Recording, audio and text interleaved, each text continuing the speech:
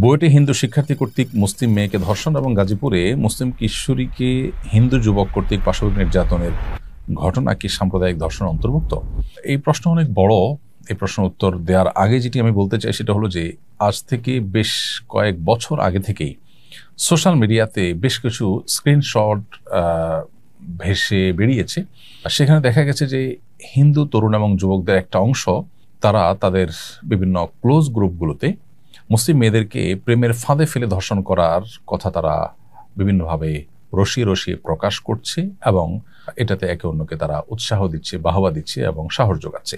এই বিষয়গুলো যখন ব্যাপকভাবে ছড়িয়েছে সোশ্যাল মিডিয়াতে, তখন আমি পুলিশের কোনো কোনো ঊর্ধ্বতন কর্তৃপক্ষকে জানাই এবং তাদের নজরে আনার চেষ্টা করি। দুর্ভাগ্যজনক বাস্তবতা হলো তারা কেউ এটাকে খুব একটা আমলে নিয়েছেন বা এটার উপরে তেমন কোনো পদক্ষেপ গ্রহণ করেছেন বলে মনে হলো না। যার ফলশ্রুতিতে আজকে আমরা দেখতে পাচ্ছি যে এই ধরনের ঘটনা একের পর এক ঘটছে এবং এটা একেবারে দিনের আলো মতো পরিষ্কার হয়ে যাচ্ছে, যেখানে পরিকল্পিতভাবে মুসলিম নারীদেরকে টার্গেট করা হচ্ছে, যেটা খুবই দুর্ভাগ্যজনক বাস্তবতা। বাংলাদেশে সাম্প্রদায়িক সম্প্রীতি সব ধরনের মানুষের মধ্যে আছে, বিশেষ করে মুসলমানরা কোরআন এবং হাদিসের নির্দেশনার কারণে ওলামা ইকরাম তাদেরকে বারবার সচেতন এবং দায়িত্বশীল করবার কারণে তারা অন্য ধর্মাবলম্বীদের প্রতি যথেষ্ট শ্রদ্ধাশীল থাকার চেষ্টা করে। পৃথিবীর অন্য যে কোনো দেশের চাইতে, অন্তত আমাদের পার্শ্ববর্তী যে কোনো দেশের চাইতে আমাদের দেশের সাম্প্রদায়িক সম্প্রীতি যথেষ্ট পরিমাণে আছে, এটি আমরা সবসময় বলার চেষ্টা করি। কিন্তু পরিকল্পিতভাবে সেটিকে বিনষ্ট করা কিংবা মুসলিমদের দুর্নাম করা কিংবা এখানে কোনো প্রকার সাম্প্রদায়িক অশান্তি কিংবা দাঙ্গা সৃষ্টি করবার কোনো ষড়যন্ত্রের অংশ কিনা এই কর্মকাণ্ডগুলো, সেটা একমাত্র আল্লাহ ভালো জানেন। তবে এর পাশাপাশি আরেকটি সম্ভাবনা এখানে বেশ জোরালো, সেটি হলো উগ্র যে হিন্দুত্ববাদ, উগ্র হিন্দুত্ববাদী যে ধ্যান ধারণা, সেটার কারণে মুসলিম মেয়েদেরকে এভাবে টার্গেট করা হতে পারে। গাজীপুরের যে ঘটনা, মাত্র 13 বছরের একটা কিশোরী মেয়েকে এইভাবে পাশবিক নির্যাতন করা হয়েছে যে তার সে ভিডিও বক্তব্য শুনে কারোরই আসলে ধৈর্য ধারণ করা বা সংযমী থাকা কোনো সহজ বিষয় নয়। অথচ দুর্ভাগ্যজনক বাস্তবতা হলো যে সেই ঘটনার সাথে জড়িতদের দু একজনকে গ্রেপ্তার করা হলেও সেই ঘটনাকে নর্মালাইজ করার জন্য বলা হলো যে এটা নাকি প্রেমের ঘটনা ছিল। 13 বছরের কোনো কিশোরীকে যদি বিয়ে দেওয়ার উদ্যোগ নেয় তার বাবা মা, সেখানে প্রশাসন হাজির হয় সে বিয়ে ভাঙার জন্য এবং সেখানে আক্রমণাত্মক ভঙ্গিতে সেটিকে আপনার ভণ্ডুল করে দেওয়া হয়। প্রশ্ন হচ্ছে 13 বছর বয়সে কোনো মেয়ে যদি স্বেচ্ছায়ও কারোর সাথে আপনার শারীরিক সম্পর্কে জড়ায়, সেটাও কি প্রচলিত আইন অনুমোদন করে কিনা? প্রচলিত আইনের দোহাই দিয়ে এখানে যে বিষয়টাকে নর্মালাইজ করার অপচেষ্টা করা হলো, সেটা খুবই দুর্ভাগ্যজনক এবং দুঃখজনক বাস্তবতা। এখানে পরিষ্কারভাবে বোঝা যাচ্ছে যে একটি কিশোরী, একটি শিশু, সে আসলে প্রচণ্ড রকমের জুলুমের শিকার হয়েছে এবং এখানে ধর্মীয় বিশ্বাসের জায়গা থেকে, বিশেষ করে উগ্র হিন্দুত্ববাদী চিন্তা চেতনা থেকে এটি হয়েছে কিনা সেটিকে তদন্ত করে দেখার যেখানে প্রয়োজন ছিল সেটা না করে বরং এটাকে প্রেমের ঘটনা বলে হালকা করার চেষ্টা করা হয়েছে। 13 বছর বয়সে বিয়ে যদি অবৈধ হয় তাহলে প্রেম কিভাবে বৈধ হয়? আর 13 বছরের মেয়ে যদি সম্মতি থাকেও সেই সম্মতির ভিত্তিতে তার সাথে শারীরিক সম্পর্ক করার কোনো সুযোগ প্রচলিত আইনে আছে কিনা? ইসলাম তো অনেক পরের বিষয়।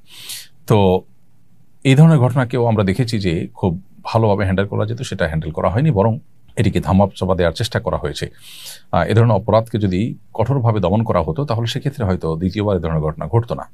এখন বুয়েটে যে এই ঘটনাকে কেন্দ্র করে শিক্ষার্থীদের মধ্যে ক্ষোভ দেখা দিয়েছে এবং বুয়েট যে উত্তাল হয়েছে, সেই ঘটনা যথেষ্ট মুসলমানদেরকে সংক্ষুব্ধ করবার মতোই ঘটনা। সেখানে একজন মুসলিম শিক্ষার্থীকে ধর্ষণ করার কথা সে নিজে স্বীকার করেছে বিভিন্ন সোশ্যাল মিডিয়াতে, এবং মুসলিম নারীদের, বিশেষ করে হিজাবি বা পর্দানসীন নারীদেরকে নিয়ে যে তার নোংরা উক্তিগুলো, সেগুলো ইংলিশে করার বিভিন্ন পোস্ট, সেগুলো পড়া, বিভিন্ন কমেন্ট, সেগুলো পড়ার দুর্ভাগ্য আমার হয়েছে।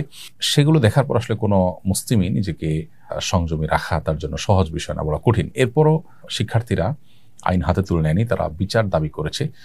কর্তৃপক্ষ যদিও সাময়িক বহিষ্কার করেছে, আমি মনে করি যে এই ধরনের অপরাধ সংগঠনের কারণে শুধু সাময়িক বহিষ্কার নয়, স্থায়ীভাবে বহিষ্কারের পাশাপাশি দ্রুত বিচার আইন অধীনে তাদেরকে বিশেষ ট্রাইব্যুনালের বিচারের আওতায় আনা উচিত, যে দেশকে অস্থিতিশীল করবার জন্য কোনো ভিনদেশি পায়তারা বা দেশীয় কোনো ষড়যন্ত্রে তারা ব্যবহৃত হচ্ছে কিনা, অথবা উগ্র হিন্দুত্ববাদী মানসিকতা থেকে তারা মুসলিম মেয়েদেরকে টার্গেট করছে কিনা, সেই বিষয়টা খুঁজে বের করা দরকার এবং দৃষ্টান্তমূলক শাস্তি দেওয়া দরকার, শুধুমাত্র সাময়িক বহিষ্কার নয়।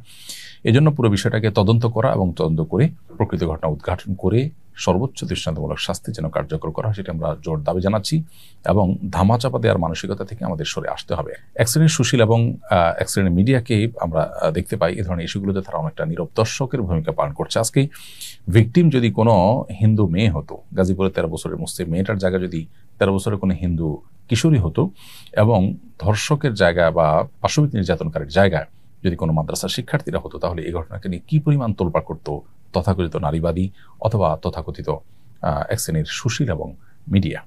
দুর্ভাগ্যজনক যে আজকে তারা মুখে সম্পূর্ণ কুলুপ এঁটে রয়েছে। আবারও প্রমাণ হলো তাদের দ্বিচারিতা, আবারও প্রমাণ হলো তাদের এই সমস্ত মুখোশধারী মানবতার স্লোগান ধরনের প্রকৃত বাস্তবতা।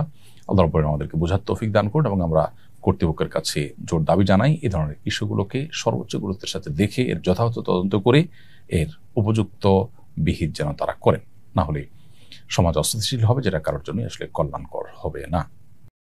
আস সুন্নাহ ফাউন্ডেশন, উম্মার স্বার্থে সুন্নাহর সাথে।